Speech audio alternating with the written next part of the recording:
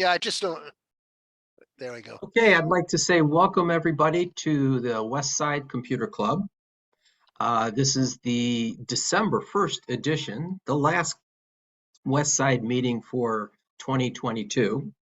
And I'd like to welcome everybody. And our typical format will be open forum, and then we'll go into a presentation by Dennis. I don't know what the presentation is, but it'll be a surprise. And then after that, we'll have a wrap up for the evening. So with that, I'd like to welcome everybody and ask, is there any questions for the group? Yes, Tony. Gentlemen, and I use that word loosely. I have a question. I remember, like most of us, many of us started with Windows, with Microsoft stuff. And I discovered that every year they'd have 95 and 98, and they would always want more money to upgrade. Well, to my dismay, really, I went over to Apple, and Apple never charged you anything to go up and up and up and up. Now, the point is today, my daughter wants to use Microsoft Office on her computer. Lo and behold, I go there and they tell you it's only good for 1 year. Yep. Students or whatever you get, the suite. You all have any recommendations or any suggestions about how to get around that situation? Only with another subscription, and that is Office 365, and they're changing the way you log in. So what does that do? That means every year you have to give them some money in the pot? Tony, let me explain something to you about how these companies make money. They only make money if people pay them. And they find that if they offer a product for free and it's too good, people don't upgrade. And if they offer a paid product that's a perpetual license, like you're used to, people don't upgrade and they stick with it and they don't pay for new licenses. How is a company's business model going to move forward? That's the argument they make.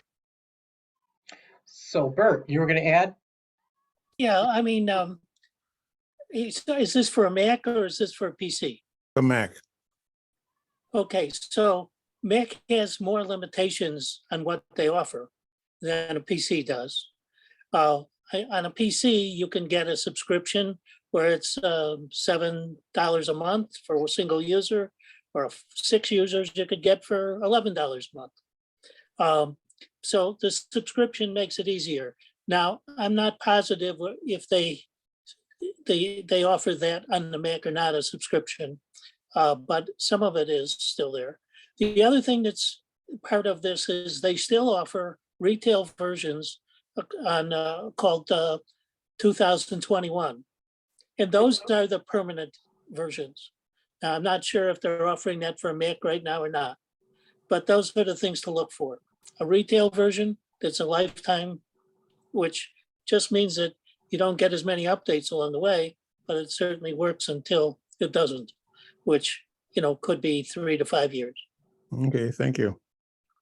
Let me verify something online about this. So you still can purchase Office straight out, correct? There's retail versions and there's subscription versions. Yeah, that's something that I think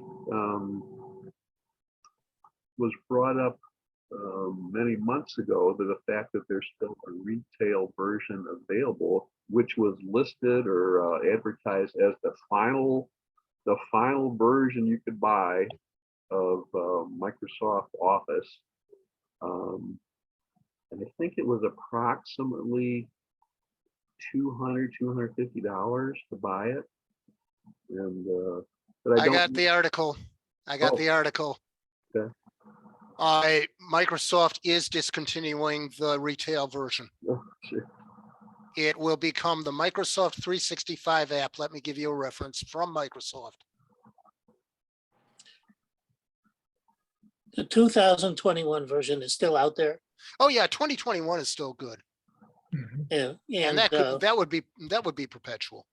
There was some talk about the reversing the decision to not offer future retail versions or not. Yeah, there's still there's a couple or three companies that are having the same discussion. Are they going over to subscriptions or are they not? So therefore, if I understand correctly, you guys are saying that Office is solely available as a subscription version that requires an annual, either monthly. I'm not talking about the single purchases of 2021. I'm talking about from this point forward. Looks like it could be Subscription based reversed. and only online. Oh, I don't know whether the Microsoft 365 app has to be used online. It could be available offline as well. But it's in chat what Microsoft says about this. Okay, Bert, you were going to say? Well, there's also sort of free versions in Windows Online. And I don't know if those are available in the Mac world or not, which are limited versions. So it's like a Win 10 type version.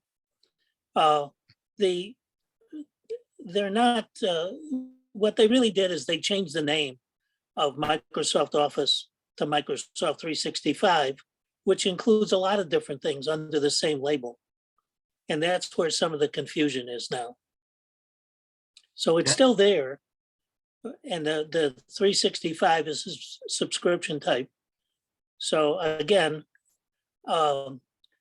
you can, if you were in a small business version, you can get an enterprise version of Office too, which is something I have, which gives you more features. And Tony, I don't know if something like, Libre Office or one of those others might work on a machine, on a Mac. I don't know. It isn't that it wouldn't work. It will certainly work everywhere. It's a question of what you have to be compatible with at work or school. Mac does have the 2021 version. It is the perpetual license. Which one? 2021. But Yeah. after 2021, you're perfectly right. It's not going to be a perpetual license. Keep in mind that right now they're discontinuing 2013. After that was 16, 19, and 21. Yeah. So these things hang around a while. They may not get as many updates. Is there a deadline, Bob, to buy the 2021 version? I'm going to post an article with the full details. You're a good man. And one more thing, Tony, just Yes, sir. this is a follow-up to what Bob initially said. If you ever need a pacemaker, God forbid they start charging us an annual subscription to renew your pacemaker. Okay, I've posted the details on Office for Mac. Okay, So Tony, don't remind me about the pacemaker stuff. I have, Elizabeth, I'm coming to you. I have a big one right here. I remember that.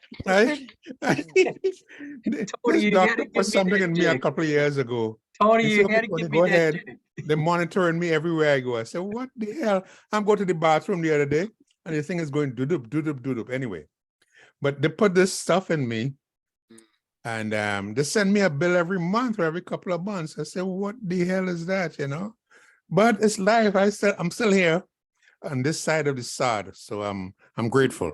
You mean you do have a pacemaker? Yeah. No, sir. I have a warm heart. Okay. Oh, Now they put a monitor here. It monitors my heart condition and all that stuff and sends it through whatever, the ether.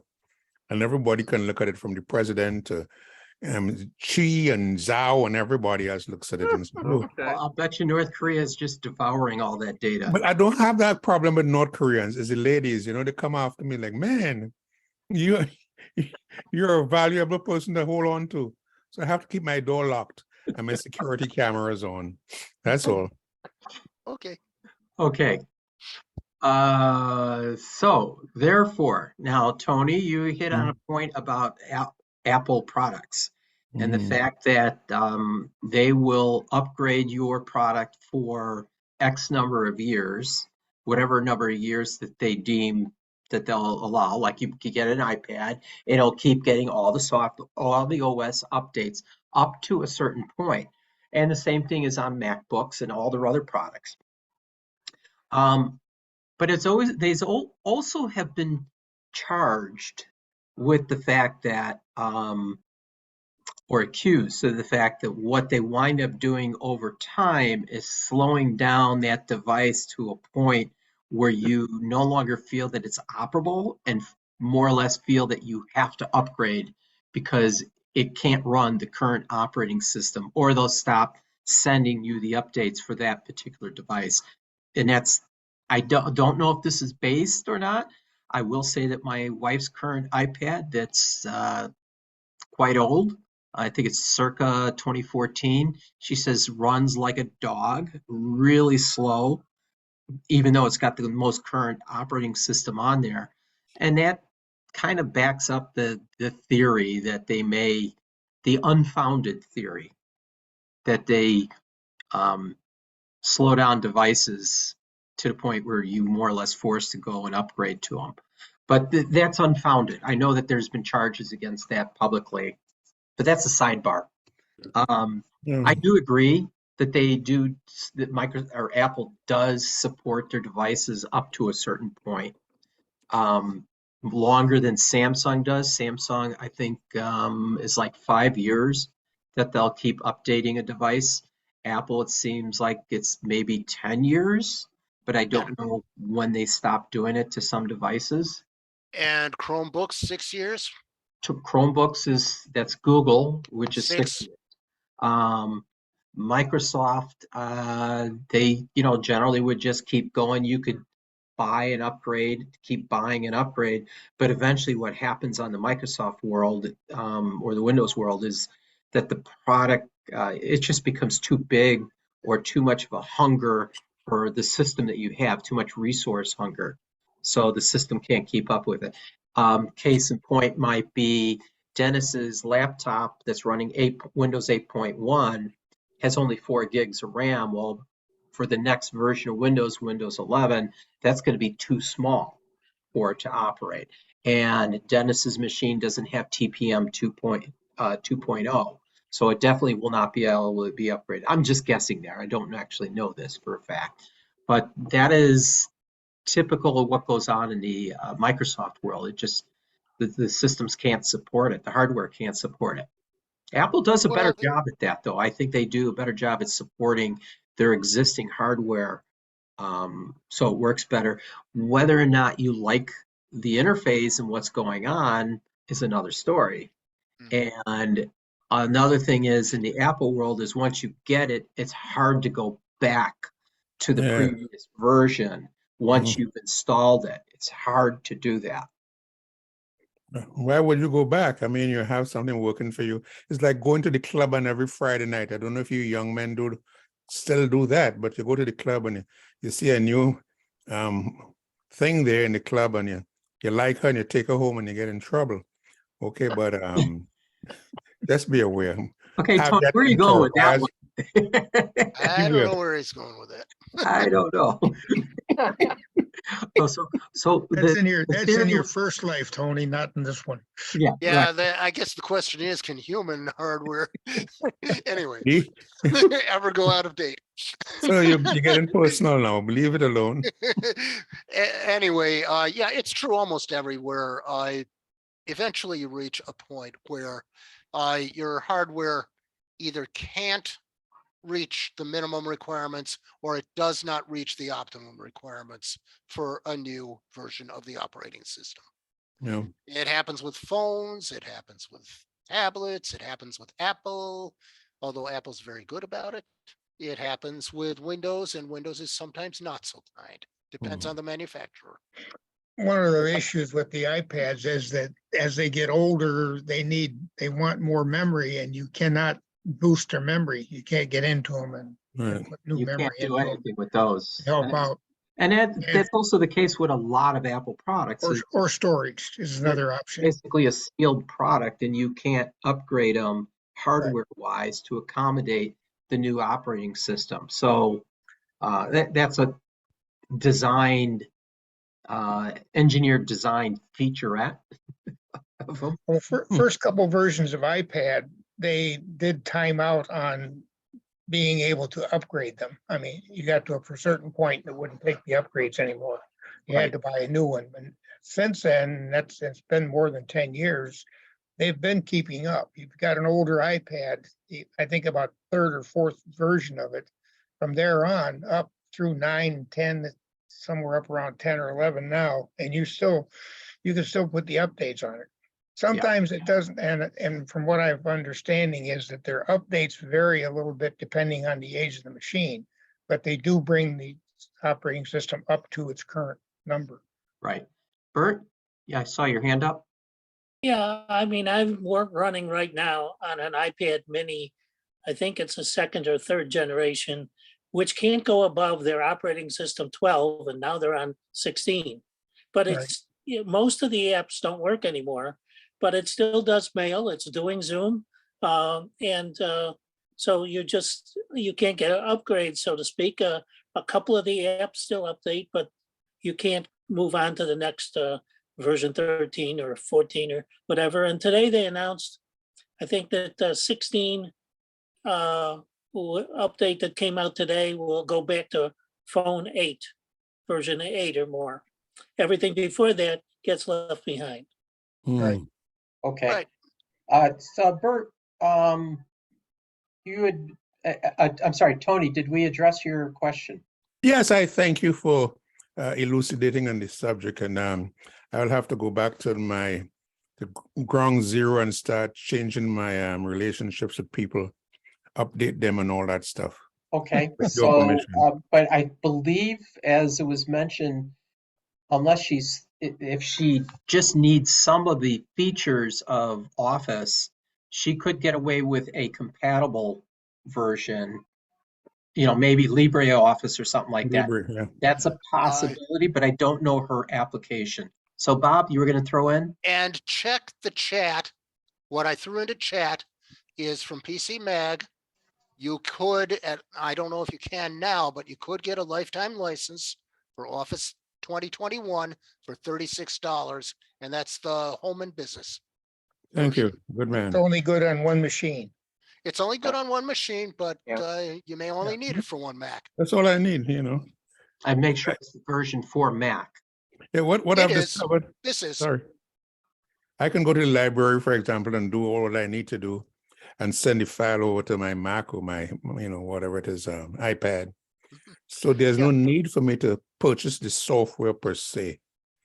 Well, if you want to but go, if I- yeah, if you want to go free, of course, there are alternatives, Hmm, but they won't be 100% compatible, yeah. and Okay. they won't have OneNote. They won't have windows, they have doors. right? OneNote, I don't know if OneNote even is in that particular version, Mhm, but okay. OneNote is an app. Okay, sounds good. Thank you, gentlemen.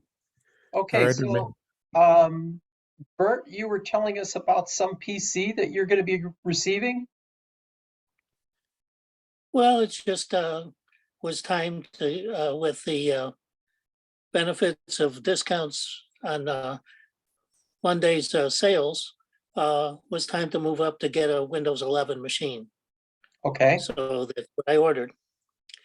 The particular one that I ordered was attractive to me, among other things, because it's called the same thing as a computer I invented for Hewlett Packard back in 1976. So it's an HP 250. So it's carrying on the generations from being a multi-user desktop system to a PC in today's world. Very good. so tell us about the specs on this machine. It's an average spec. It's a quad core with 16 gig of memory with only a 256 hard drive. But I'll Okay, be getting a terabyte micro SD card to put in it. what model was this one again? Pardon? What model was the computer? HP 250 G8. It's an 11th generation, and it only costs $550 on sale. Sweet. Where'd you get it from? What company? right from HP. Right from HP. Okay, So I mean, it was attractive. I don't think you could get anything cheaper than that capability. And of course, I used to be a consultant to HP many years ago, so I have Dell machines, HP machines, Microsoft machines. I have a lot of everything, but I didn't have a Windows 11 machine yet, so it was time and an opportunity to get one of those too. Well, Bert, you haven't been missing a whole lot. There's not a whole lot new in Windows 11 that I have fallen in love with. But Well, I don't that's hate- why I waited. It's, over a year now, and I Yeah. wasn't in any rush. But Right. price wise, I don't think you could do better than what I got. No, this would be a good time between Friday and probably yesterday. Would be a good time to buy, if you're in the market, just about anything. One of the questions that I have a 512 micro SD card in my Surface computer, but one of the things I wasn't sure about in a terabyte micro SD card is what'll be compatible. So In the older Surface, I don't think you can read a terabyte, but maybe you can. But I think you pulled up an older one that still says Windows 10. yeah, it says Windows 10. Well, this is what came up when I was, 10 Right. Pro. But, right. so it's pretty much the same thing, but in Windows 11 Windows 11 or and 11 Pro.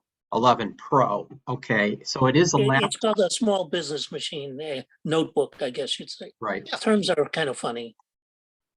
that'll last you. Yeah. It's got 8 gigs of RAM.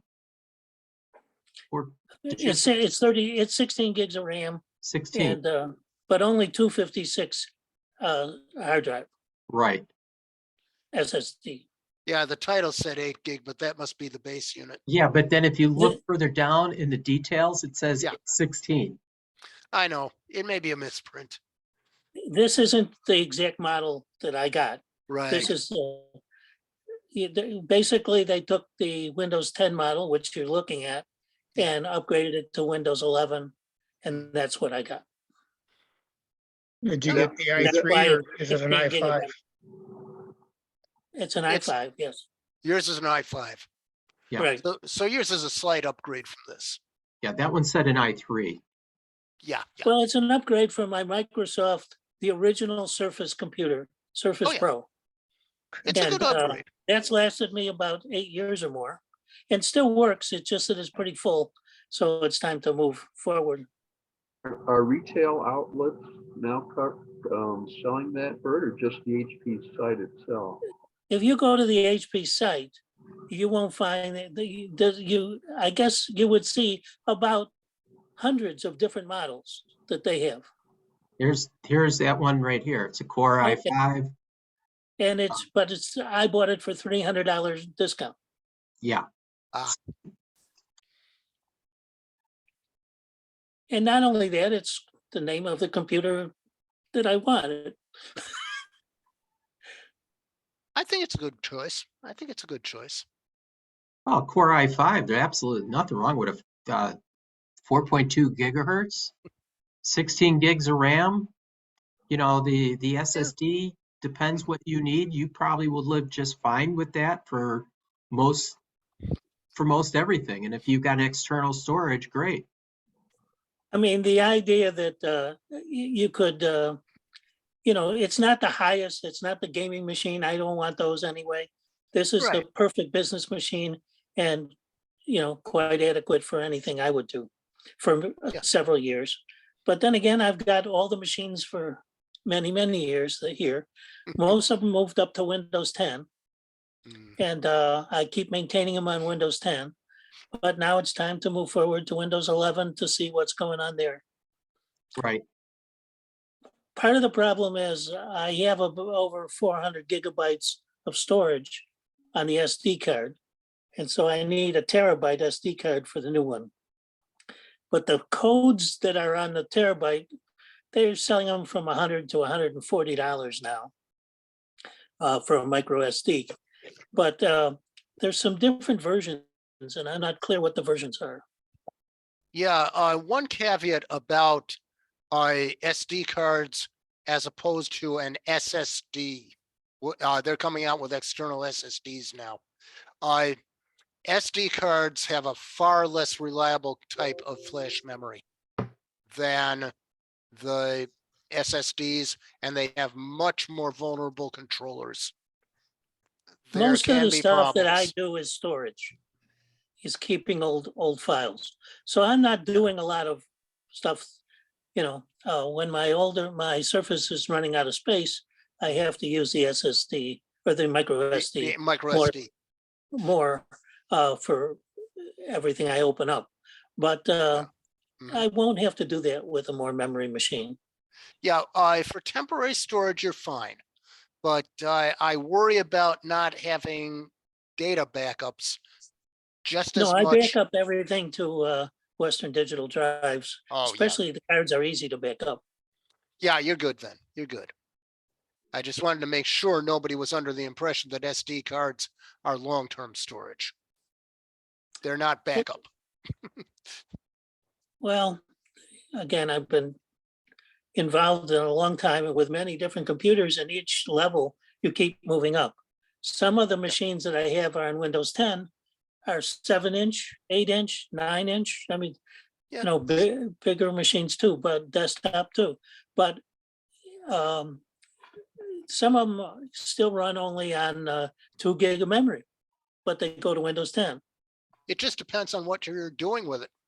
Well, Sometimes you can I get got away with it. Office on all of them. Yeah, sometimes you can get away with that. It just depends on what you do with Office. Well, do- no, if I mean, you I do- install the full version of Office on each one. I have licenses for all that. So that's part of the criteria, whether it's useful or not. Or if one machine isn't working, I can go to another one. Yeah, as long as you're not doing gigantic spreadsheets, you can get away with less RAM. But if your spreadsheets ever get large, really corporate large, then you might need to move up. Well, you can do a lot, and I've done a lot for all the years. Yeah. Also with Microsoft Access. I don't Some think of the most, versions of Office that are sold now don't include Access. So you have to be yeah, careful what you buy. yeah, Access is becoming something that people should use, but they don't know they should use it. A lot of people don't know the difference between Well, when you it's should use a strictly spreadsheet. database. What? It's a database program, basically. Yeah, but a lot of people It's a don't difference, know. but it's also, as a database, it has a report writer. Right. That, is useful, but if people don't print anything, it may not be as useful as before. And Right. now that Excel has query systems built into it, it has some capability that Access did also, but not report writing. On that point about queries, a spreadsheet query is not the equivalent of a database query, as you probably know. There are differences in, help here. there are different, there are Oh. differences in where and how you can use these queries. And sometimes it's better to use a database, sometimes better to use a spreadsheet. Scientists are getting into trouble with this. They don't know the difference. And that's why Access is falling by the wayside. It shouldn't be, but it is. Well, there's also Power BI, and Power BI is capabilities that are now integrated in a smaller way in Excel. And that gives you a lot of the tools that Access had. But Okay. again, I don't know why they never added report writing. Well, once again, databases are organized and they're programmed differently from spreadsheets. But Sometimes with you, Power BI, you can have relational database Yeah, but- capability. yeah, but sometimes if you do something you think is the correct way to program it and you do it in a spreadsheet, but you're doing it the way you should do it in a database, you're going to get different results. Well, I think what's happened over time is Excel has expanded with tables, pivot tables, And Yeah. then from pivot tables, it goes into Power BI kind of queries. Yeah. And it takes it to a more of a database capability. Yeah, but like I say, it is programmed differently. And people need to realize that some of these functions behave differently in Excel from how they used to behave in Access. I like the solver feature in Excel because the boss said, well, this is what the answer has to be. And I said, yeah, I can make it come up that way. So you put in what you want the answer to be and you fiddle with the variables. Yeah, then you have to fiddle with the inventory. I don't know if that will fly with the IRS though. You know. Yeah. That's how people do it in the No, military. That's what, okay. what Wayne just said is true from accountants for at least 100 years. The boss, they asked the boss, well, what do you want the results to be? This is way before Excel existed. Yeah, yeah. Okay. Okay. All right. So we've covered Bert's new computer. We kind of went into some deviations from there. Dennis, you had something you wanted to add? What was it, Bob? Had you found something about the 8.1 Oh, yes. end of Okay. report? Are we January 5th? ready for that topic? Hold. Let me introduce the topic.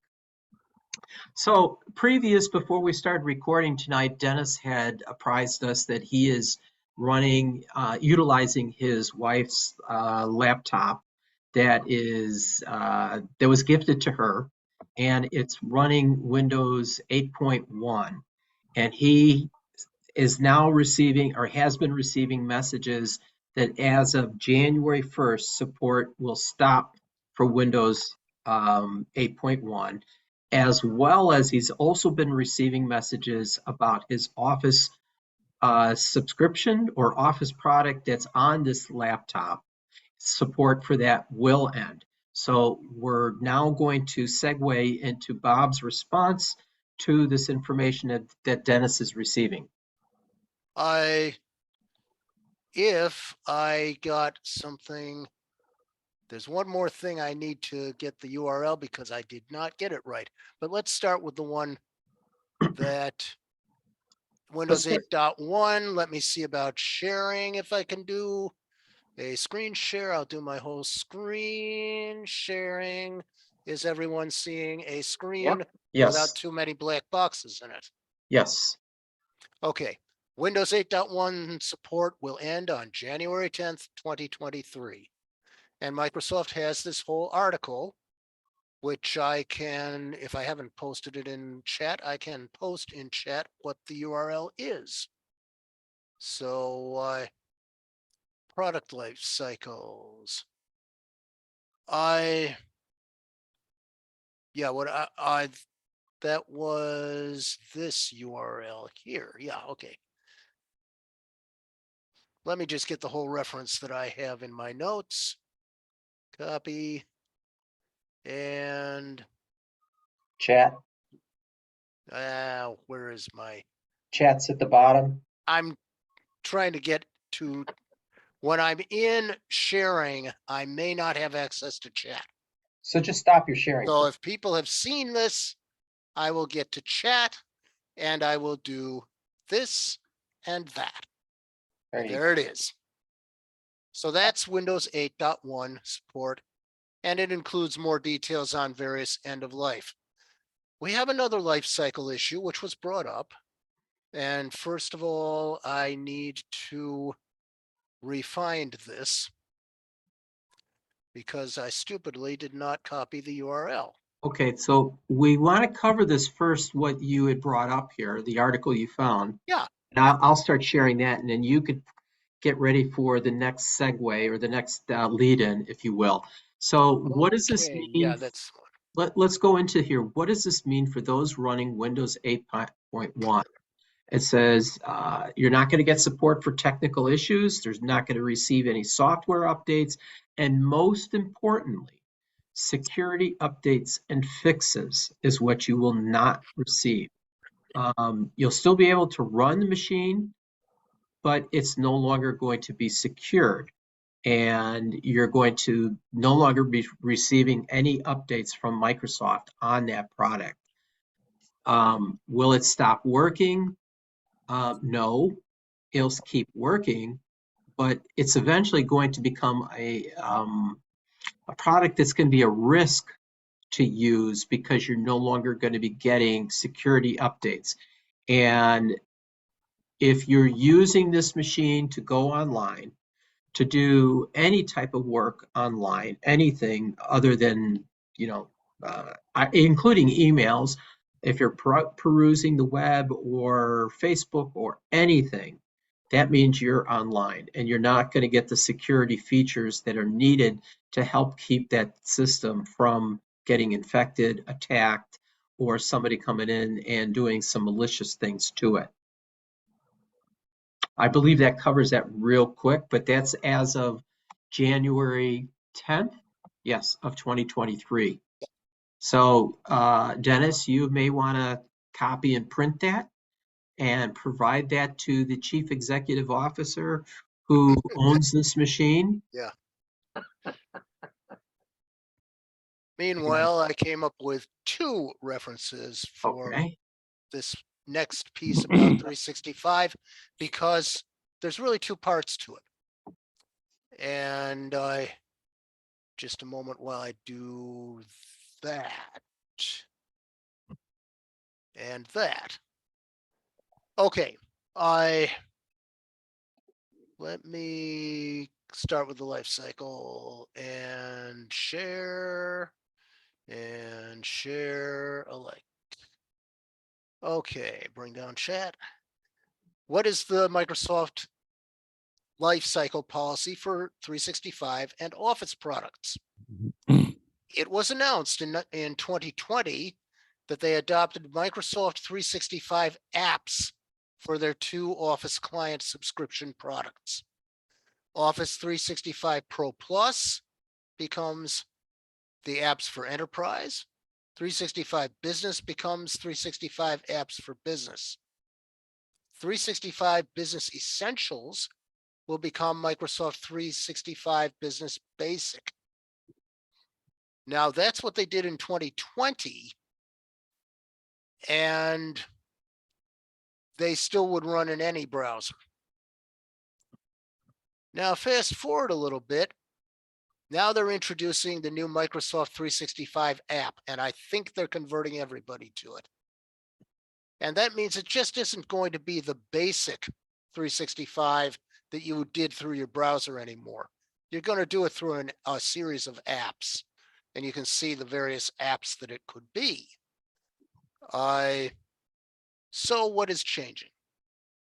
Over the last couple of years, and I've got to move you guys in order to see this, 365, I'm going to move my browser just a bit. Okay, I think I can put you at the bottom. There we go. What is changing? Over the last couple of years, 365 has evolved into the flagship productivity suite. So they are creating an experience, as they call it. Always be suspicious when Microsoft starts talking about an experience and a new experience.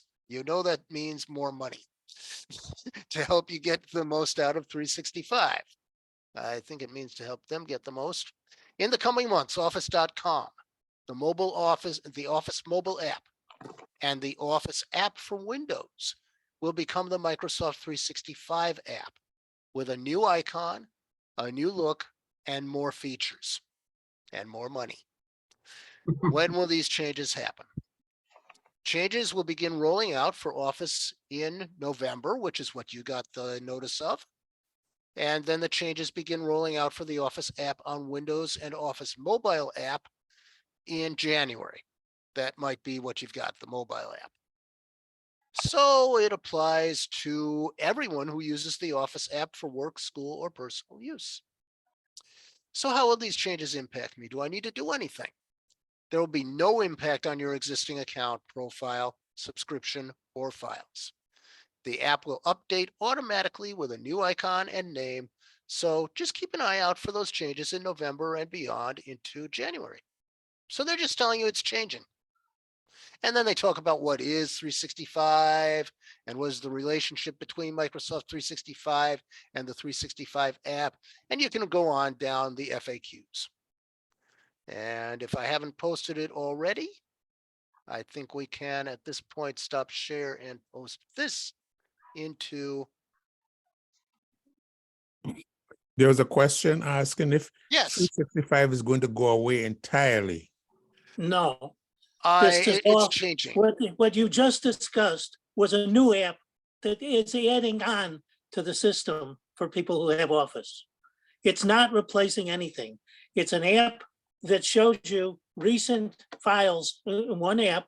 It lists recent files from all the other applications that you might have. So if you opened an Excel file, it shows that was the file you opened. It's supposed to be there so you can get to your files quicker. It's going to have Word, Excel, PowerPoint, whatever.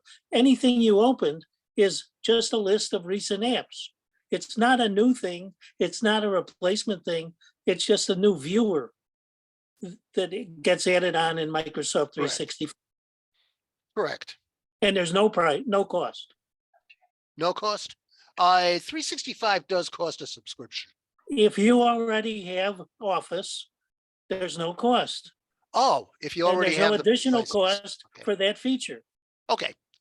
So those features are available free for people who have a license for Office. Correct. That's why it was listing all the different versions. The first one you mentioned was now called Enterprise, which is the one I had for Office. Okay. So Are you Office- suggesting everyone should have a subscription for Office 365? you already do have it if you have Microsoft Office. Okay. Mac has more limitations. For instance, Access, the database, isn't on the Mac for anybody. They never made that for that Right. for that basis operating system. Mhm. So Okay. each version that you buy has 3 to 8 versions or apps that are part of Office. They're all called Office. They're all called Microsoft 365. The terminology gets confusing, but nothing really has changed. Okay. So Okay. that clarifies I that. need to move on Sure. if we can. And I need to solicit the group. Is there any other questions the group has for open forum? Do we need to mention anything about Macrium Reflect? Yes, we do. As a matter of fact, we do have an announcement from Bob about Macrium Reflect. Very important because some of us in this group actually do use this product, the free version. I don't know of anyone here that uses the paid version. But Bob, what would you like to tell us something you just learned? Well, let me just do something into chat and then I will call it up in the browser. And that's what it is. And let me just open the link in my browser so that I can share with everybody. There we go. This is from the Macrium Reflect website under Product Support Policy. Scroll down, Macrium Reflect free product end of life. Everybody who's using the free product got a notice recently or will get it next time you update it. Macrium Reflect free is the last version that will receive feature, compatibility, or bug fix updates for the free version. Security patches will be offered through January 2024. Actually through 2023. After that date, they will no longer provide any changes to the code base. Can you continue to use it? Yes, you can continue to use the software in perpetuity. Your license to use the software is unaffected. Will Macrium Reflect Free have any new feature updates for future Windows versions? Up to Windows 11, 22H2, it has been updated. And it has received its final update if you have updated the program recently. There will be no new features or support for any later Windows operating system updates. So that means that in the future, maybe something could happen in Windows that might break Macrium Reflect. I have had something happen that required me to allow Macrium Reflect to get through some of the Windows security enhancements, including the Windows 11 security. So yes, things can happen that can break your ability to restore or to make new backups. And sometimes it's a bug that you can deal with yourself, like I could. Sometimes it's a bug that has to be dealt with by Paramount Software, which makes Macrium Reflect. And there are alternatives. There are still other free products out there. So I saw that there, oh, Dennis, go ahead, Dennis. I was just going to say, is the current version, which I think is the 8.0 they were showing there, Yeah. will that still be available for download now, or are we going to take that off? In 2023, I think you'll still be able to download it. Okay. After that, unclear. I've received a contact from their sales department, and there is another article, and there will be other articles throughout 2023, I'm sure. But let me just highlight one more article, and then we can start moving on from this. Yeah, this is the one in GHacks, which gives a few more of the details that the tech industry people expect will probably happen. But again, they're a little short on details. Let me pull this up in my browser, and we will then pull this up in share. And there it is, the GHacks. And I want to get this URL. And basically, let me get rid of their video. Many users use Macrium Reflect free for their backup tasks. The free for non-commercial use version is being retired on January 1st, 2024. So you still got a year. And you'll still be able to use it after that time. And this is the notice, the service announcement, which we all got or will get. And then they talk about alternatives like Aomi Backup. They like Paragon Backup and recovery free version. I do not like RescueZilla because I found a limitation in it. And I will not discuss much about that limitation because Tim Kakais has not seen the limitation. But it has to do with the fact that RescueZilla is very RAM dependent. Aomi Backup also runs in a WinPE environment, so it is RAM dependent. Paragon runs about the closest. Paragon is sort of somewhere between the old Acronis True Image Home and Macrium Reflect Free in terms of what kind of an interface it's got and how it operates. These all have different interfaces, and they all have different file types for their backup archives. So we have to keep our Macrium Reflect up and running as long as we have backups that depend on it. And that's the story. Let me put this article into the chat. And then if there are no questions, we can move on. Does anyone have questions? So I saw that they're selling for like Black Friday deals, Macrium Reflect for a decent price. That ends at midnight tonight. Right. Is that for the current version only? So again, you're stuck in that version? It depends on what they're doing in 2023. In the past, if you were kind of late to get on the bandwagon buying the current version, they would offer you a free upgrade to the next version. Okay. Which would be 9 when it comes out, probably in the spring. But from 9 onward, every year you would have to pay a subscription. Most likely. But this is the hypothetical. It's unknown whether or not they're going to offer you a free upgrade from 8 to 9 if you purchase 8 by midnight tonight.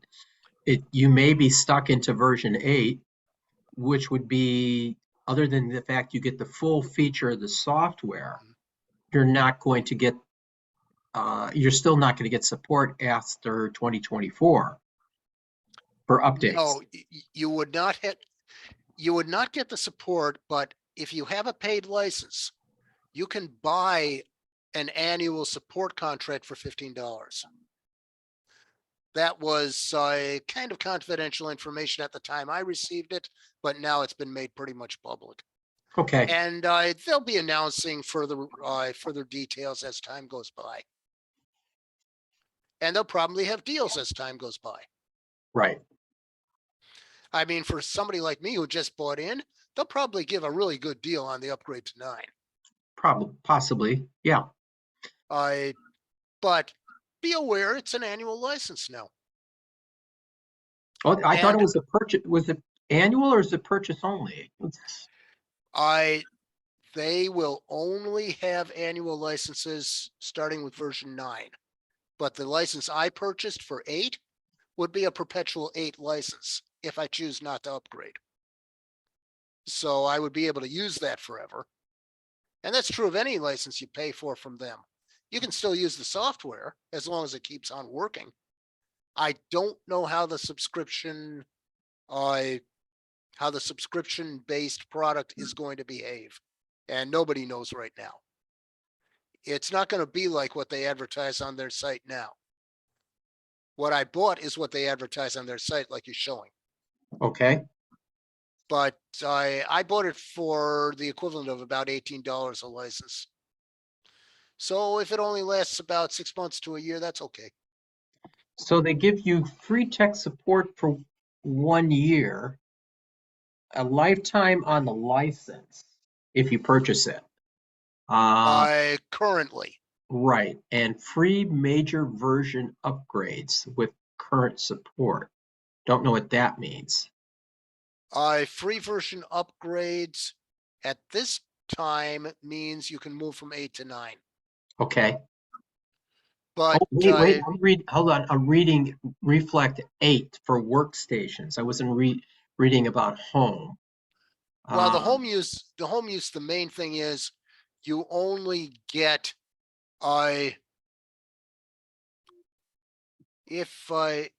home, the complete package.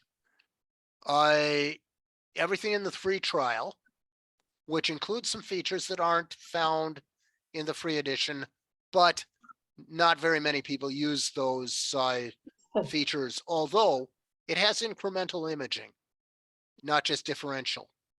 And that is for some people important, not for me. Bare metal restore to dissimilar hardware. You can't do that with the free edition. In other words, you can move your Windows to a new PC.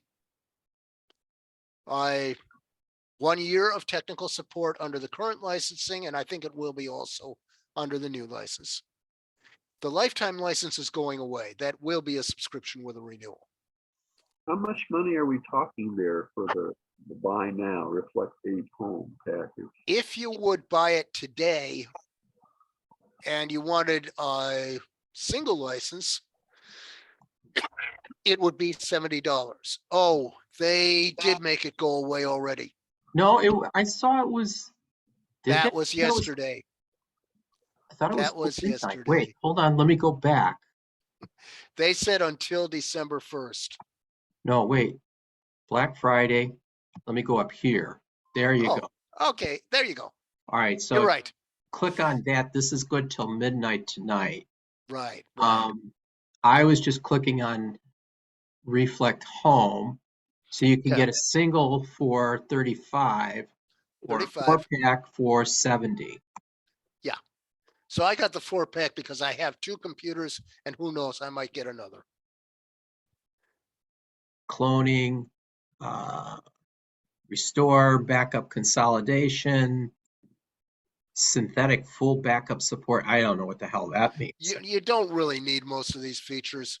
Tim Cakeis doesn't use them and he's a technician. Trim support, well, that's part of Windows.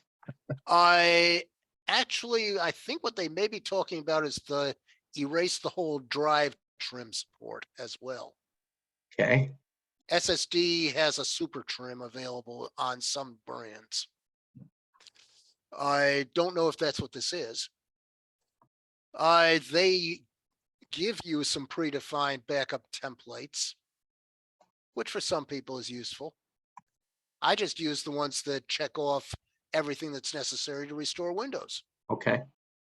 Mounting images in Windows Explorer is fine, but with the free edition, you cannot do that item level recovery. In other words, one file that you want to put back. If you know exactly which system file has been changed and did something bad. Although, again, in Windows, you've got DISM restore health. So what else? They have various kinds of scheduling things. Dissimilar hardware is one of the big selling points of this upgrade. And that's just for moving your Windows from one PC to another or restoring to a new PC.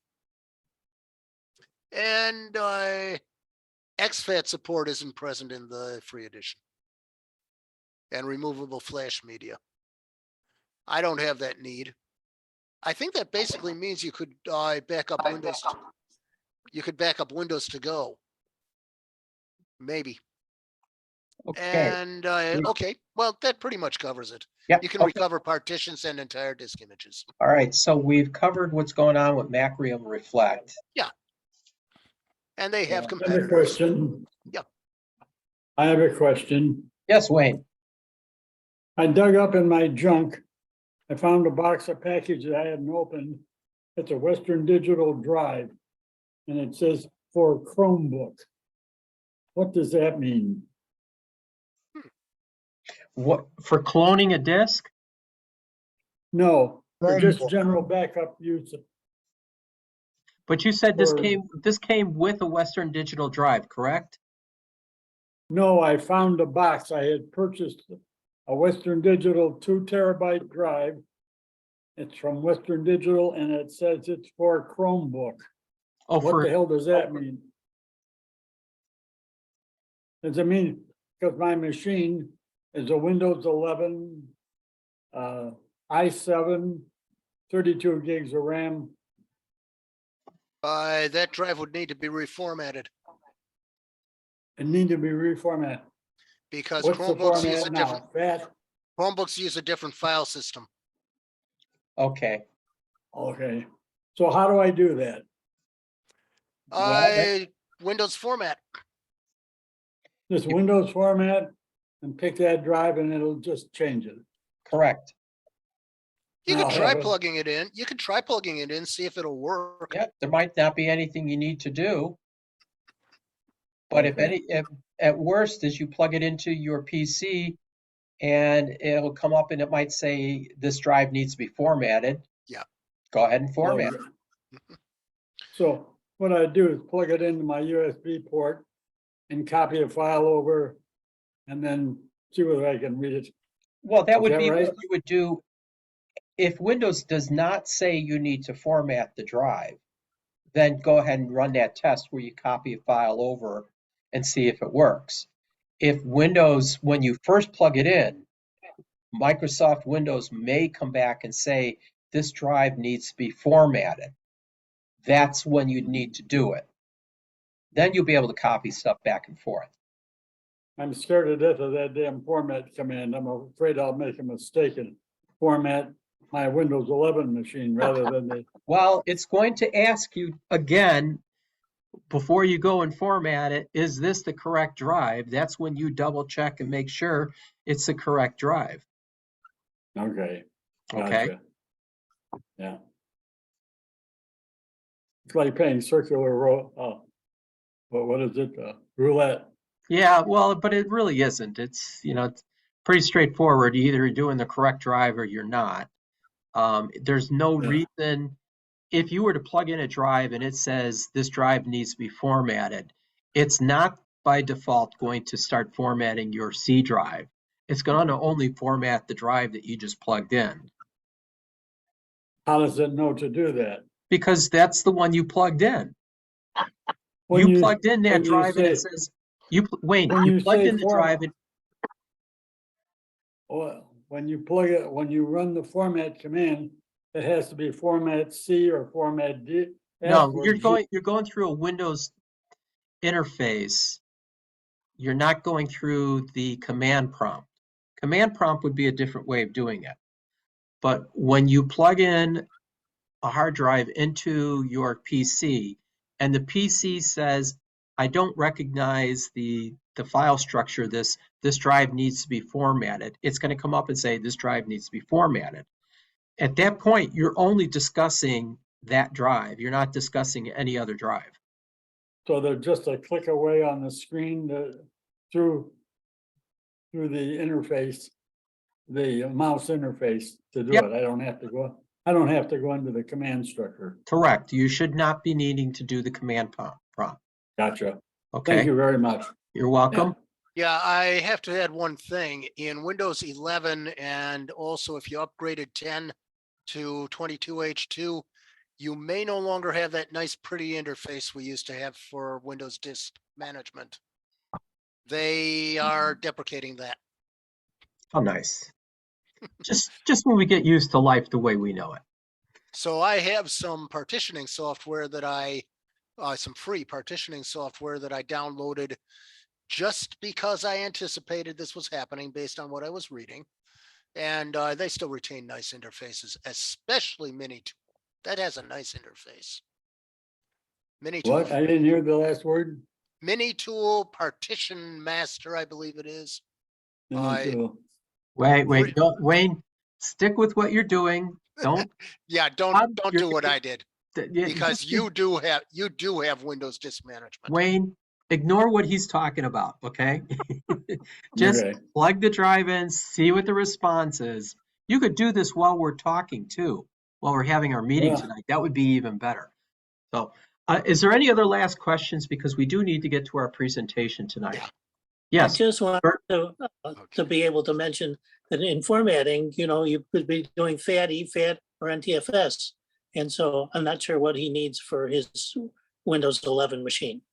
MTFS probably. Probably NTFS will work with anything. Would Well, be but his, he may need to pick that when he plugs in to do the format. yes, you may want to NT choose NTFS as the file format. Gotcha. Yeah, and like I say, you'll have the tools in Windows because you don't have Windows 11. Right. I do. Oh, you do? Yeah. Well, you may have the tool. You may have the tools. It may have And a I've got graphical the interface. I've got the latest update that was it H2 or whatever. Yep. Yeah, the basic formatting hasn't changed. Okay. It's just some other things about disk management are changing. Okay. Mhm. Anything else? Anyone? Last questions? All right. We're now going to go into Dennis's presentation. Dennis, I didn't know what your presentation is, so I'll let you introduce what you're going to discuss about. Okay, I'm going to touch on three topics today. First topic, some things that have popped up on the news. Let me start doing some sharing here. Just within the last few days, things have been popping up on the news, and I felt like, boy, I really need to include this and talk a little bit about it during my presentation. And some of you may have seen this on the news. Let me click on multiple screens so I can go back and forth in my sharing. So give me a second here.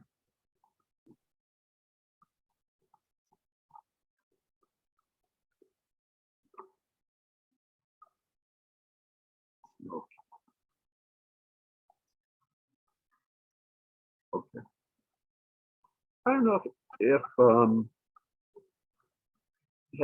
have people seen on the news within the last day or two a a story about San Francisco police allowing killer robots now. There's an article in USA Today, but it was already on the news and television. I put a link here to the USA Today story. I'm giving credit here to the columnist who kind of wrote the article. I kind of just cut and paste a few of the lines, paragraphs out of his article, but I just wanted to kind of go through that. So San Francisco approves killer police robots. This guy's kind of making fun of that. I mean, it's true. It's true. This guy was making fun of it, and he said, well, apparently someone in San Francisco said, hey, about a robot. Hey, how about a robot equipped with explosives? And then someone else presumably said, sure, that sounds super neat. And I've definitely never seen a science fiction movie where an idea like that goes horribly awry. But this is true here. The city supervisors in San Francisco voted this past Tuesday to give police the ability to use potentially lethal remote controlled robots in emergency situations.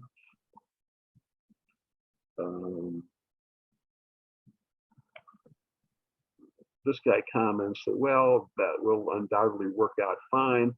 There's only a small chance the bomb-equipped robots will command every Roomba in the greater San Francisco area to rise up and vacuum murder all humans. Your defense against this? He said the only thing that stops a bad robot cop with a bomb is a good toaster with a surface-to-air missile. How do you defend yourselves? Well, he says one way a canine's keen sense of hearing can help us learn from approaching a villainous bomb robot. Or maybe we can mount machine gun turrets to the top of our refrigerators. Or set air fryers to the explode mode instead of the heat, bake, roast, air fry, explode, throw them at the attacking robot. So kind of an interesting thing that San Francisco just passed. Also on the news within the past few days, Boston Dynamics that makes those robots. I mean, I've seen them on 60 Minutes and on other things on TV. They're accusing a rival of stealing their design and then adding guns to the robots. So this is New York Post.com article by Devin Sean Martin. He says Boston Dynamics, they did deploy in New York last year some of these robots that weren't armed. But they filed a lawsuit in Delaware court this week against the Philadelphia-based Ghost Robotics company, alleging they violated Boston Dynamics patents on its robot designs and even makes them available to be deployed for violent purposes. Boston Dynamics announced that it was staunchly against the weaponization of its robots in any form.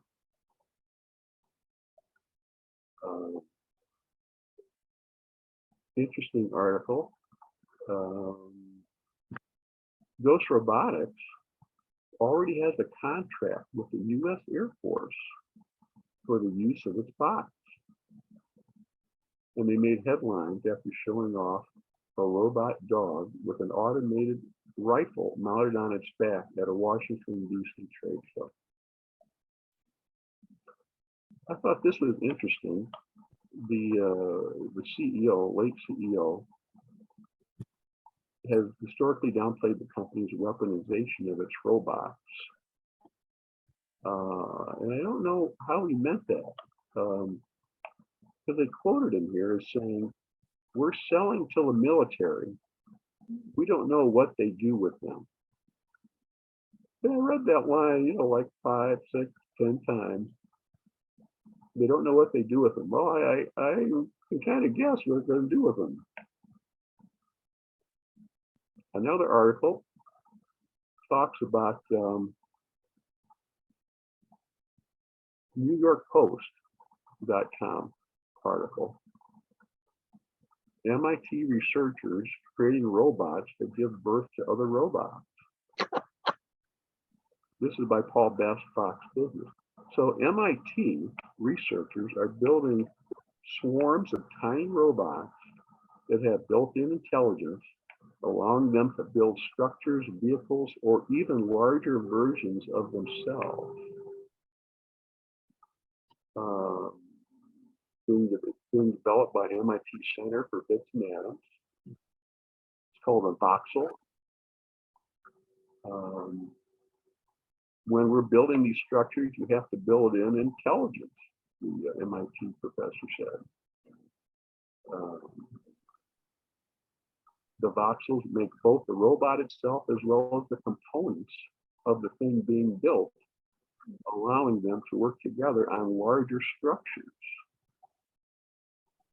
It could build a structure, or it could build another robot of the same size, or it could build a bigger robot. So I kind of put together those three articles, and it's like, yeah, these Terminator movies, we're coming close to it. We now are building robots that can rebuild themselves. They're being armed with weapons, and some places in the United States, they're even saying they can go around and use them for lethal force. So I don't know. It's coming. It's coming. That was topic one. Topic two.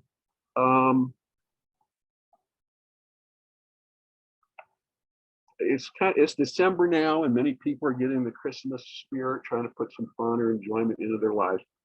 So I try to include a little bit of humor in my presentation, just because I felt in the mood to do so. But what I want to talk about is spreadsheet programs and/or Word, WordPad type documents. I don't want to give you tips on features within those programs, little tips, but I want to offer suggestions on the types of data and information we can keep track of by using the programs. What kind of data should we track? What can we do with them? Some of my suggestions in regards to passing on information to others, or some suggestions are in regards to helping ourselves or others, keeping track of things, remembering things. For instance, because I certainly know as I grow old here, that I'm not remembering all the things I used to be able to remember. So I've started relying more and more on keeping lists of things I want to keep track of. The first item that I've got here to show, this is something I saw at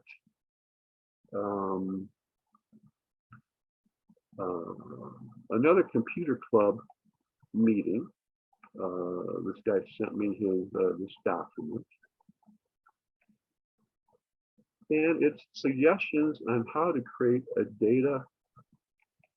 depth data document. In other words, a document that kind of says, hey, where do I have my bank accounts and stuff like that. So I'd like to go through his document real quick. He has his name and phone number, email address, everything in his document. I didn't want to include them here because this may be on YouTube, and I don't have his, I don't know if he wants his name and everything put out. But the document, if you guys want it, that I give you, will have all his information in it, giving him full credit for what he created. Let me switch to that document.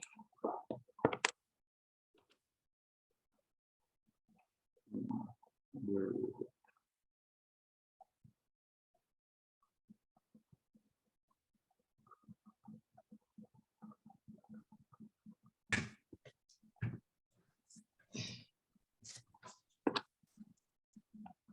Okay, so this is his document. So he goes through what he calls his outline.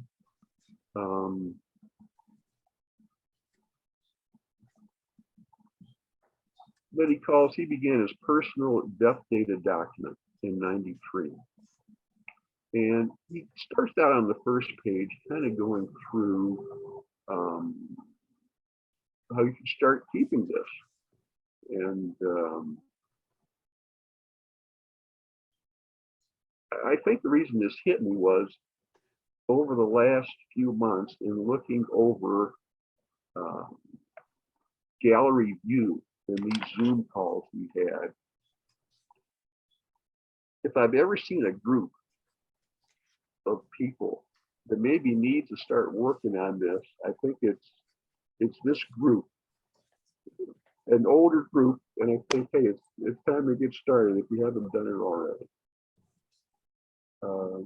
He talks about how to keep, where to keep the document, categories to it, where to keep the master document,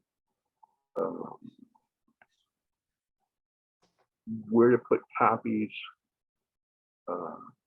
he recommends giving a flash drive to each child so they have copies of it. So let me get into the kind of things he's talking about here. Dennis, what is the context here? Is the context to create a one document that's going to contain or give you information on where your will is, your estate information, all that other stuff? Is that the purpose here? Right.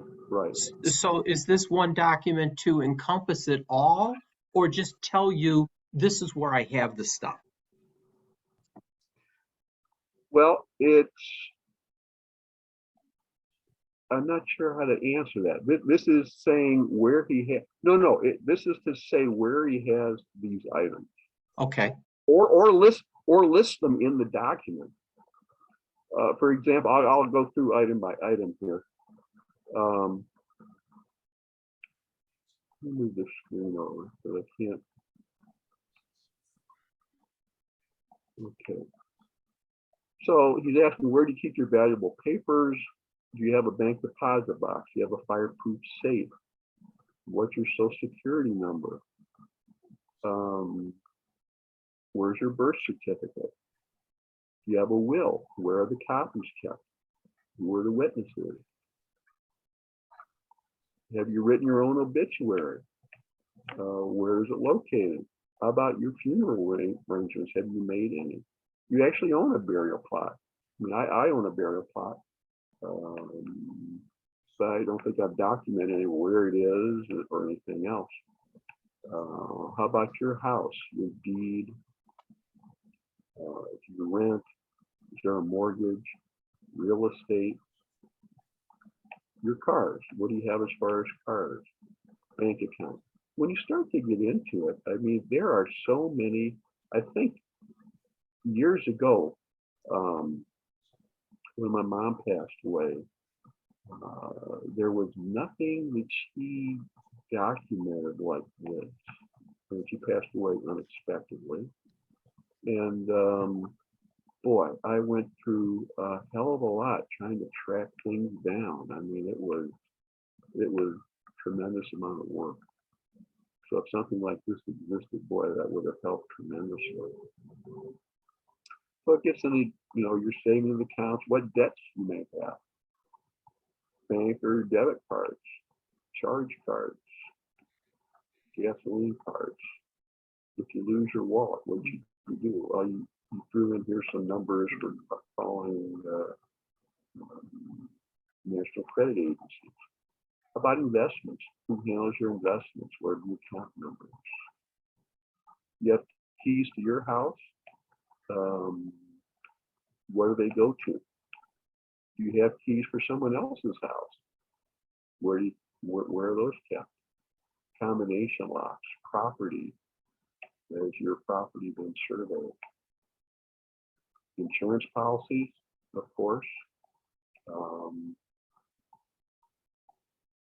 Hidden cash money, retirement fund, post office box, pets. Who should get your pets? Do you have season tickets or anything? computer passwords. Pins. Papers for family members, he's saying, did you set up file folders for specific family members to have things that you want to give them, pass on to them. He says this is just a start. Some of these things won't apply to you. Perhaps a dozen of others might come to mind, be added to this list.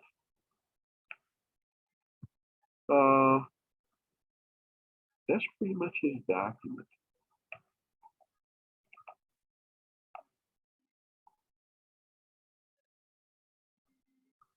Let me switch pages here.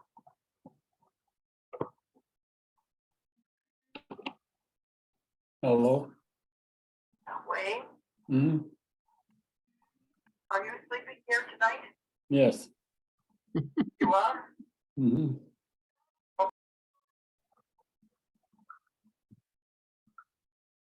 So that was his document. I wanted to go through some items I didn't see in his. I didn't want to change his document because that's his original work. But here's some items I didn't see that I think should also put in a document like this. For instance, I think Bert was mentioning he has all these computers there. So you have documented anywhere, Bert, who gets all your computers when you're gone? I don't know if you thought about that. Collections. You have comic books, coins, rare items. You have savings bonds that you purchase. I don't think you mentioned that. If you don't have any living relatives or a spouse, then who would you want to give this document to take care of? You know, do you have someone to take care of your estate? They would need it. You might also want to list down secret hiding places you have in your house to store valuables. You keep them in your sock drawer, under loose floorboards, in the cookie jar, in the freezer, in a plastic bag labeled meatloaf. I found money in my mom's house in a drawer, in a closed drawer, underneath a paper lining in the bottom of the drawer. I found cash. Never knew it was there. You might want to list secret stuff you have buried in your yard. From example, from your oak tree, take 10 paces due south and 6 feet down. Log into social media. You want to use this opportunity now that you're gone to tell people secrets that you never revealed before, but now you're willing to do so now that you're dead. So, for example, you were the real D.B. Cooper and you jumped out of a passenger jet with a parachute with ransom money back in 1971. It wasn't you. Or you want to tell them, even though it is illegal, I push snow from my driveway into the public street every year from 1985 to 2021. Or you want to tell them, you've always hated Aunt Edith's Thanksgiving Day bread stuff. If you want to include a list of people you would like to be notified that you have passed away, like old military friends, acquaintances, drinking buddies, you know, something you could add to his list. I thought this was an interesting one that I thought of. Are there people you do not want to be notified that you have passed away? Don't tell them. For example, if your ex-wife calls you and says she hasn't received her alimony check from me, and when she tries calling me, I'm not answering the phone or calling her back, then be honest with her and say you have not heard from me either, and that's all you should say, and just let her keep trying to find.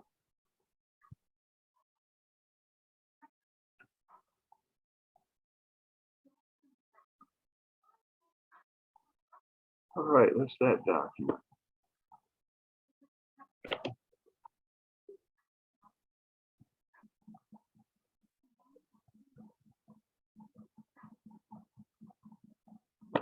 My wife uses spreadsheets, which she came up with on her own. So if you belong to a club, a church, or have some activity, this is for her church, things that have to be done when you do some duties for the church, as far as for masses, unlocking doors, lights, putting things out for mass, taking care of the sacristy.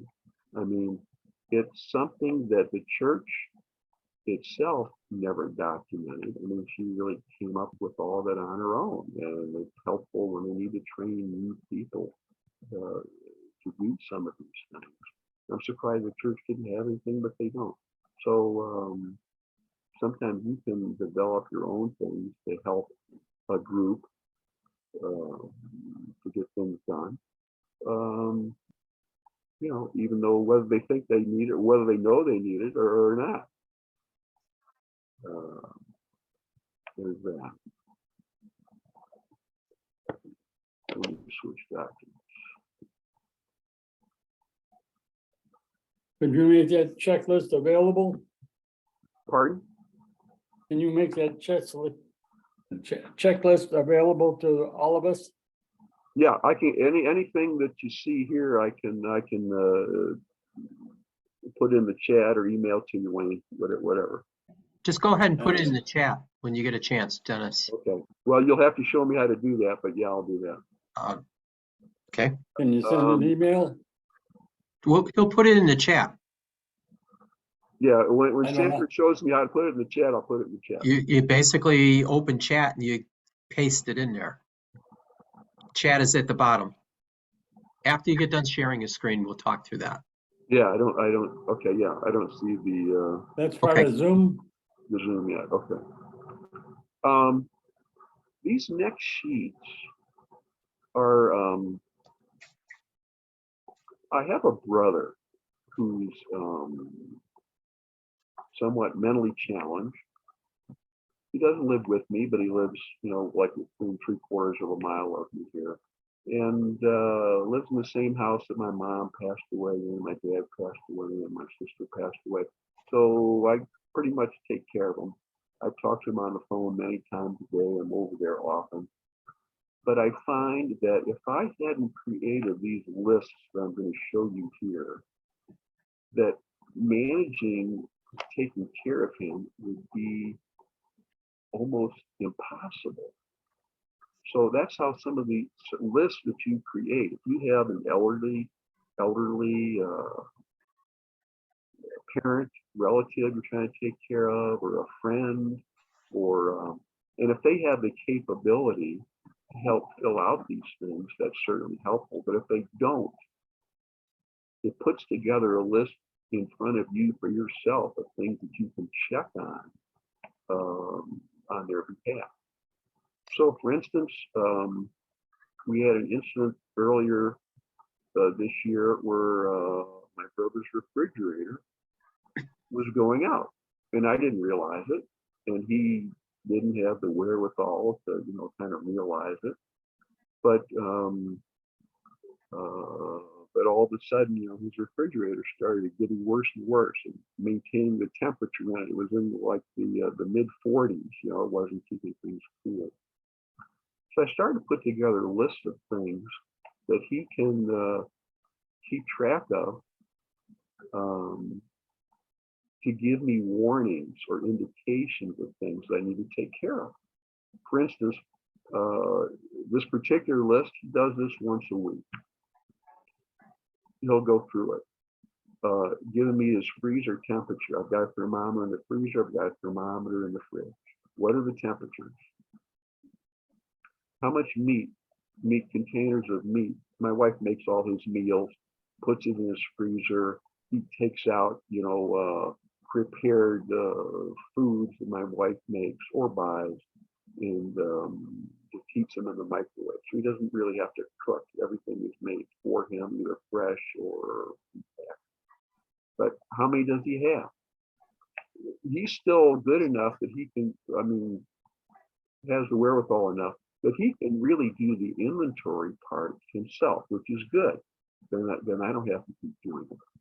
But by doing this on a weekly basis, I can keep track, hey, when are supplies getting low, and go out and get new supplies. How much breakfast sausage he has, or burritos, bags of pizza, bags of chicken. My wife will go to Costco, buy chicken legs already prepared, just freeze them into individual meal portions for him. Other stuff in the freezer, how much macaroni salad, potato salad, yogurt, avocados, milk, how's his milk supply, anything you can think of foods that he eats. This will help you keep track of it. Non-food items, another important category for me. How's the supply of vitamins? Does he have eye drops, or did he run out and didn't tell me? Paper plates, Kleenex, paper towels, toilet paper, toothpaste, heads for his dental equipment, batteries. You hate to go over there and find out all of a sudden his furnace isn't working, and the wireless transmitter, the batteries are weak or low, and he doesn't have batteries. So what supply of batteries do you have? Ant sprays, light bulbs. By keeping track of these things on a weekly inventory, which I said mostly he can do this part, boy, it really gives me a nice way to keep track of things.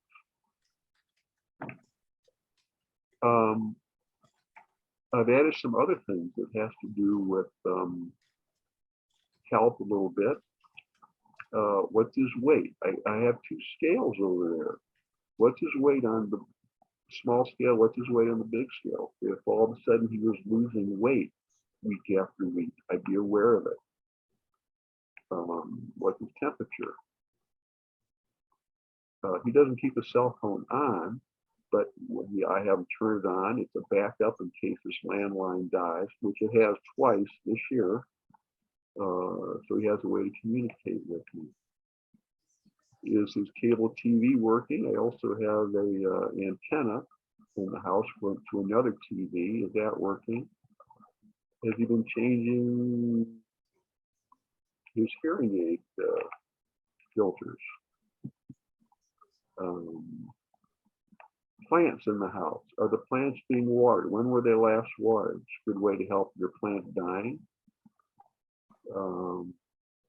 How full is the laundry basket? Do you need to get some laundry done? Date of last haircut. When were the sheets changed on the bed? I keep two of my older vehicles over there, a Jeep and a Camry. I want to keep track when they were last driven, so they don't go like for a week or so, or 2 weeks without being driven. So all these things are pretty useful. Daily checklist. I've edited this because there's some things, that are more personal that I took out.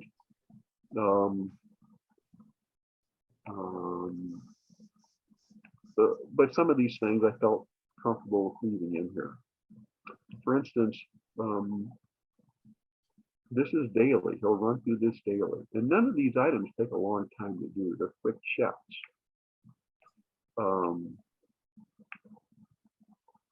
They used to have a leak over on the side of his basement wall where they get water into the room. So whenever we get a heavy rain, or all the time, basically, I'm asking him to check, see if the floor is wet.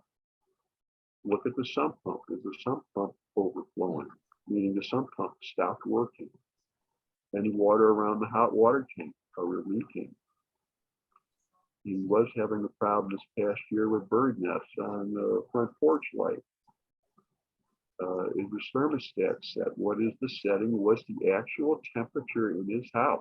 Which is really important here in winter months as well as super hot summer months. Did he bring the mail in from his mailbox? How secure? Voila. Readings on the CO2 detector. I have some automatic lights that come on and off. Are they on, off? Are they working properly?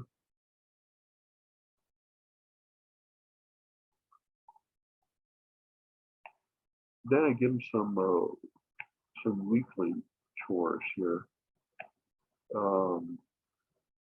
Get his garbage recycling ready. He should always call me before he showers. If something happens to him in the shower, I might not realize he was in the shower and fell down, got hurt. They take his hearing aids out before he showers so they don't get ruined. Cleaning his shavers. Just some general cleanup, wiping things down, vacuuming.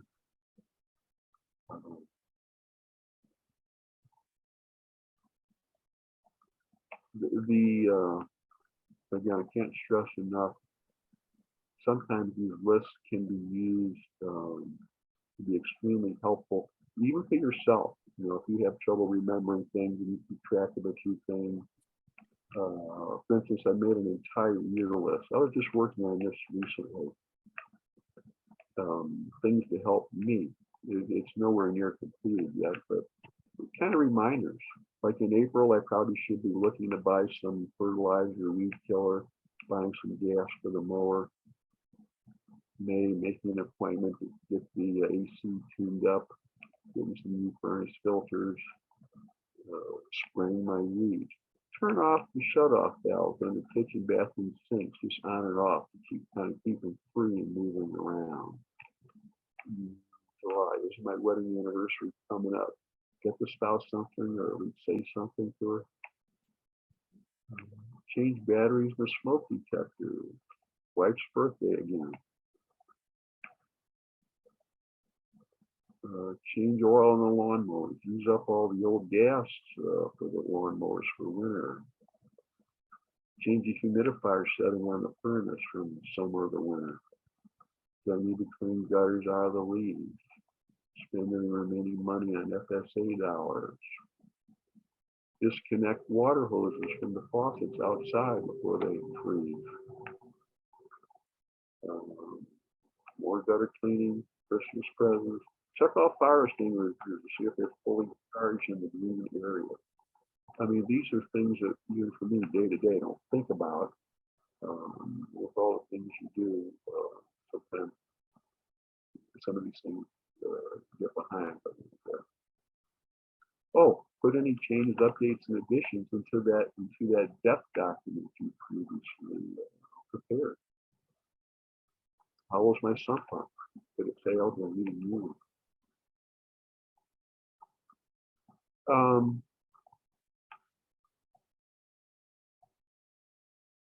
This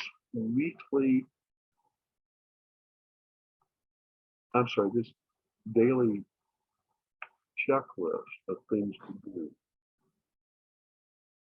Some of these things I'll email them to myself. As far as backups, I'll email a copy. And I'm not too worried.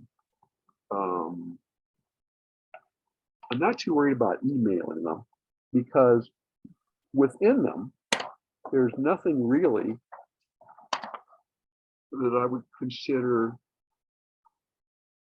confidential or financial information or highly personal information. And I wasn't worried about it from a security standpoint. But then I realized I should be. And here's why.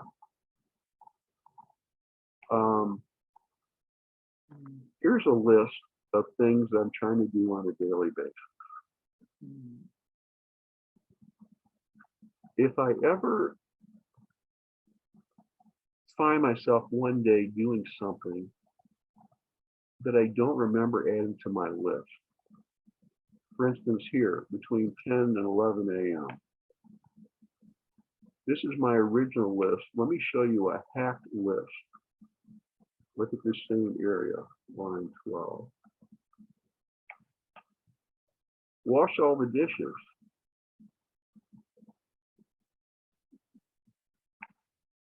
Back here, line 17 and 18, blank.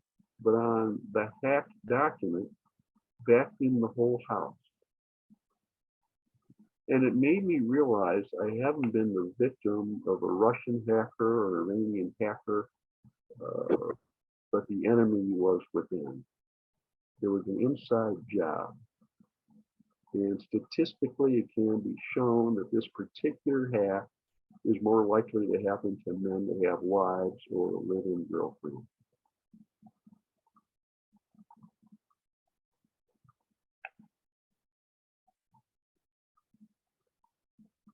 Final item, third item. I wanted to say something about membership in the Chicago Computer Society. So I just prepared a suggestion that I wanted just to toss out.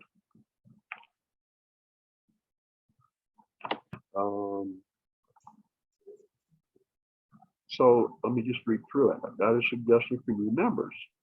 People like getting free stuff, so why not try this? We could add the following text to the beginning of our YouTube videos online as a promotion about joining the Computer Society. It could be added to our website. Obviously, things here can be changed. This is just my suggestion, a draft. But here's what I suggest that we could put in our, just as a blurb. The Chicago Computer Society is currently offering free trial memberships. We're a 501c3 organization. Our offer, you can attend 3 months of Chicago Computer Society Zoom meetings for free via our Zoom link. We offer approximately 4 different meeting opportunities. Each month, more different chapters. We also have a newly started Linux chapter. To register, just send an email to our contact person listed below. You only need to provide your name and email address.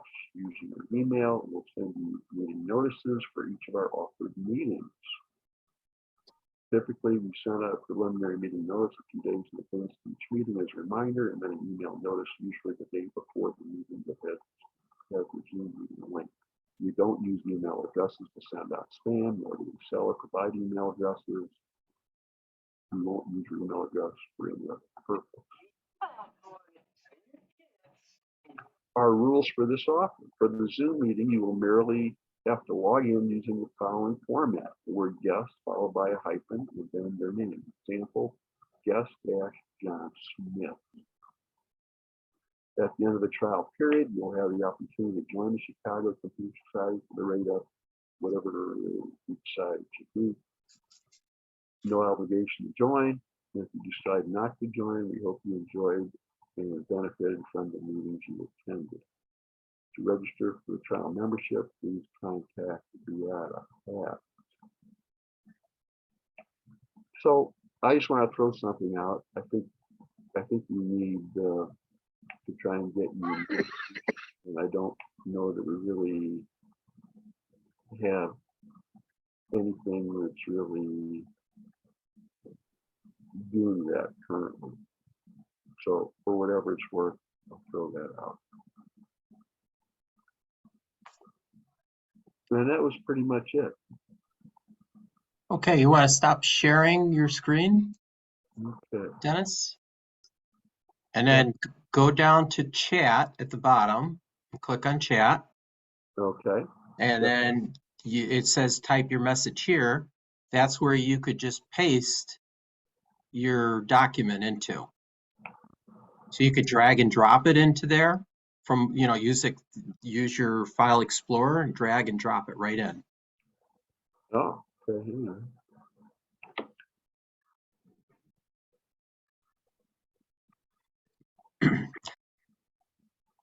I find the death document to be a very interesting road to go down. Right. I think it's a good exercise for anybody or all of us to go through. Mhm. Just distribution is always the question on that one.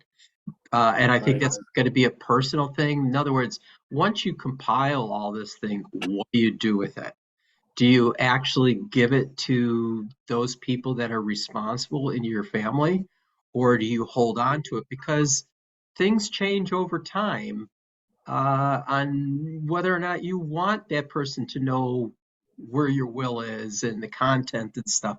People change. So you may give them this early on and then suddenly want to revoke it or change something. So you may be guarded on what you put in there. Putting in, like you had your social security number and stuff like that, I think that, again, if you trust everyone, great.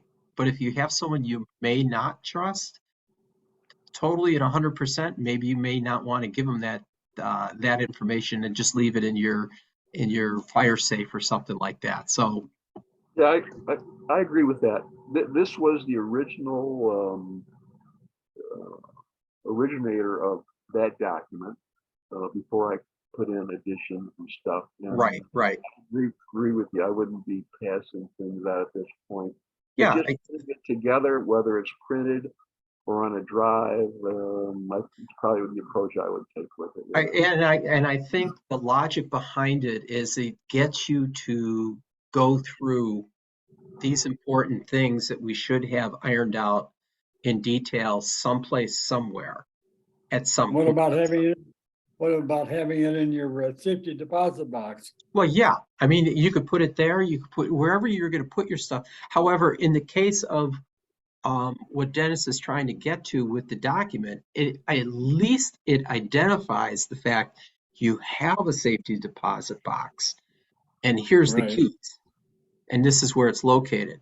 On the bad side is you've put all this out someplace, and you have it someplace in your house per se, or your home, or wherever, and somebody breaks in and finds this. Right. Now they got access to everything and where you have it, and you are gonna be chasing your tail trying to secure all this stuff. I just throw this out there. It's a double-edged sword in nowadays.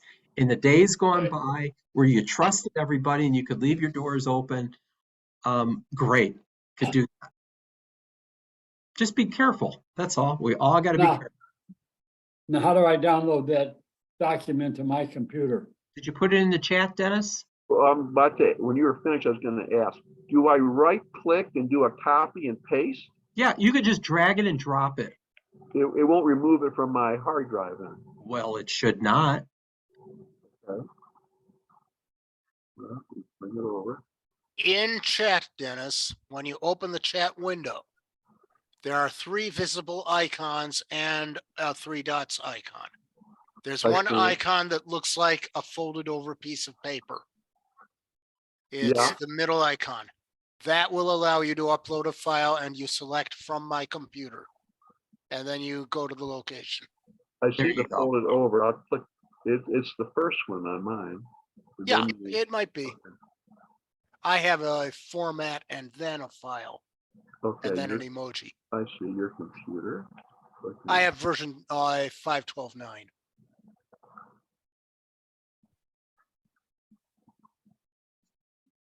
Yes, Bert? You're muted, Bert. There you go. Okay. One of the things I might suggest also, in addition to all the wonderful things that he discussed, is today we have iPhones, we have computers, tablets, whatever. Mostly in families, people have stories to tell that they repeat maybe too many times. But at the same time, because it's so easy to make a video of those special moments with somebody who will later pass on, and those sort of stories are nice to be able to have in terms of special things about somebody's life or their person or their thoughts to be able to carry on. And it's so easy with a little video today. Excellent. How do I download that now? Just click on it. Already got one. Just click on it showed up in the chat. Just click on it. And then the dialog box will say, where do you want to save it? What do you want to do with it? I have a blue arrow at the corner of the document. When I click on that, it opens up someplace to save it. But make a note of where Or- you're saving it. Or, let's see, I'm at the top of the document, it says new messages. Hmm. Then it says Windows 8.1 support will end on January 10th. No, you're at the wrong 202. document. Go down to the very bottom one in the chat. Well, second from the Wait a bottom second. now. Yeah, scroll down. Okay, You have to scroll down. There's a little scroll wheel on the right side. yeah, Now there's, What I'm putting in the chat is Jerry's original document, which is a .doc.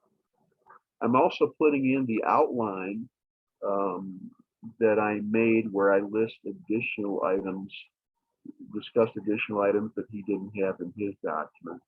And then I copied his document into an Excel spreadsheet. And I think when I do it, I'll probably do it as the Excel spreadsheet because I just kind of like grids, Now- putting stuff in grids a little bit better. now I see to everyone type message here, and I don't see anything after that. Well, you're not going to see it after. It's going to be above it, Wayne. Oh, above it, Above it. how far above it? Right above it, you should see a scroll. Do you see a scroll where you can see the stuff that's in there? I see DL and DL.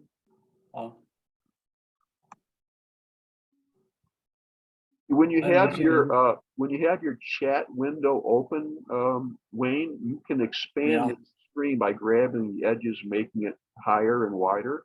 And if you do that, Okay, you'll be able to see everything people pasted into there, which includes my okay, document. so I see that now, or I put on full screen. Now, where the hell is it? You see where it says everyone on the bottom? Yes, Look above there and you should Yeah. see DL, 3 DLs. right, Each of those is a document. Each of those is a document. So if you look, there's a little, to the right of the DL, there'll be a little button that says download or something to click on and it'll download it. They click the download. Well, you right click on the document with your right click and then it gives you an option to download and then you left click download and put it where you want to put it. I gotcha, okay. Right. Where the hell did I put it? Put it on your desktop, Wayne. It's the easiest place to find it. Yeah, you're right, good man. Okay, Dennis, that was a great job, great presentation. Thank you very much. You're welcome. I will wrap this up. I wanted to know, is there any other last comments or questions for Dennis or for the group? No. Okay, yeah, Bob, you were going to say something?